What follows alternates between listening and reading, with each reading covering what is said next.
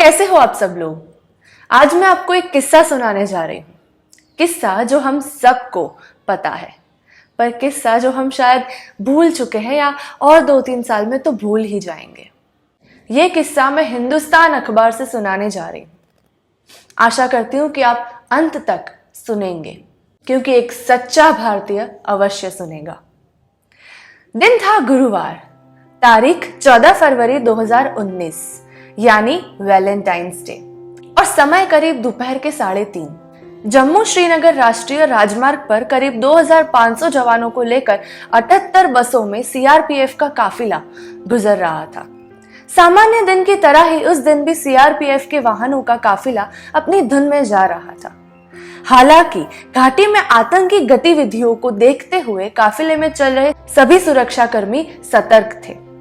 सड़क पर उस दिन भी सामान्य आवाजाही थी। सीआरपीएफ का काफिला पुलवामा पहुंचा ही था, तभी सड़क की दूसरी साइड के सामने से आ रही एक कार ने सीआरपीएफ के काफिले के साथ चल रहे वाहन में टक्कर मार दी। जैसे ही सामने से आ रही एसयूवी काफिले से टकराई और जब तक सीआरपीएफ के जवान कुछ समझ पाते तब तक विस्फोटकों से लदी इस कार ने ऐसा धमाका किया जिससे पूरा देश दहल उठा। 14 फरवरी का दिन भारत के इतिहास में काला दिन साबित हो गया।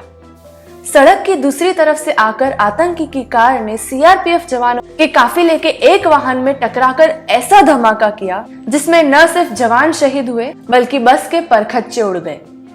यह हमला था या फिर कुछ और, यह बात भारतीय जवान जब तक समझ पाते तब तक आतंकियों ने गोलियां बरसाना शुरू कर दिया था।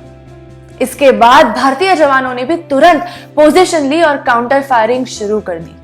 सीआरपीएफ जवानों की फायरिंग को देखकर आतंकी वहां से भाग निकले।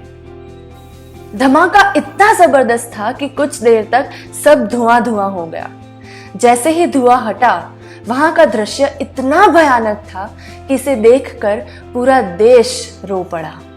उस दिन पुलवामा में जम्मू श्रीनगर राष्ट्रीय राजमार्ग पर जवानों के शव इधर उधर बिखरे पड़े थे। चारों तरफ खून ही खून और मांस के टुकड़े दिख रहे थे। जवान अपने साथियों के तलाश में जुट गए। तुरंत पूरे देश में हाहाकार मच गया, क्योंकि तब तक हमारे देश के 40 बहादुर जवान शहीद हो चुके थे। कई जवान घायल अवस्था में तड़प रहे थे। सेना ने बचाव कार्य शुरू कर दिया और उन्हें तुरंत ही अस्पताल ले जाया गया।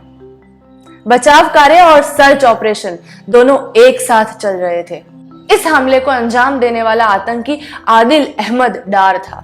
आतंकी आदिल अहमद डार ही उस कार को चला रहा था जिसमें विस्फोटक थे। इसने खुद को इस हमले में उड़ा दिया। घटना के तुरंत बाद पूरे देश में शोक की लहर दौड़ गई। पाकिस्तान स्थित आतंकी संगठन जैश-ए-मोहम्मद ने इस आतंकी हमले की जिम्मेदारी ली। इस घटना ने देश को ऐसे झकझोरा कि सबके जुबान पर इसके बदले की बात आ गई। सभी आतंकियों से बदले की बात कर रहे थे। मीडिया और सोशल मीडिया से सरकार पर दबाव बन रहा था। हर नागरिक, सिविल सोसाइटी और विपक्ष सरकार को आतंकवादियों और उसके आका पाकिस्तान से बदला लेने के लिए कह रहा था। फिर आखिरकार ऐसा हुआ भी। भारतीय सेना ने पुलवामा हमले के ठीक 12 दिन बाद आतंकियों पर हमला किया।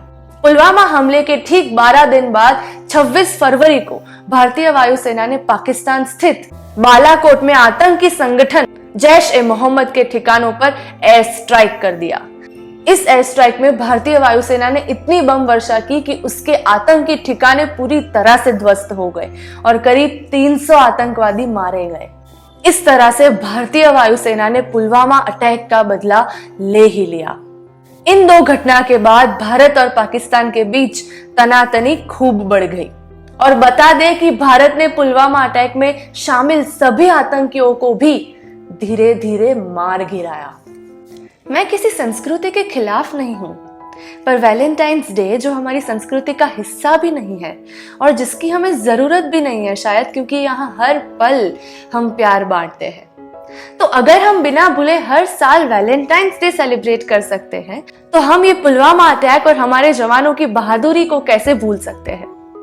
उन्होंने तो हमारे देश के लिए उनकी जान गंवा दी, और आज भी वो वैलेंटाइंस डे के दिन भी वो सरहद पर खड़े हैं ताकि हम सुरक्षित रहे और हम सुरक्षित रहकर हमारे अपनों के साथ वैलेंटाइंस डे सेलिब्रेट कर सके।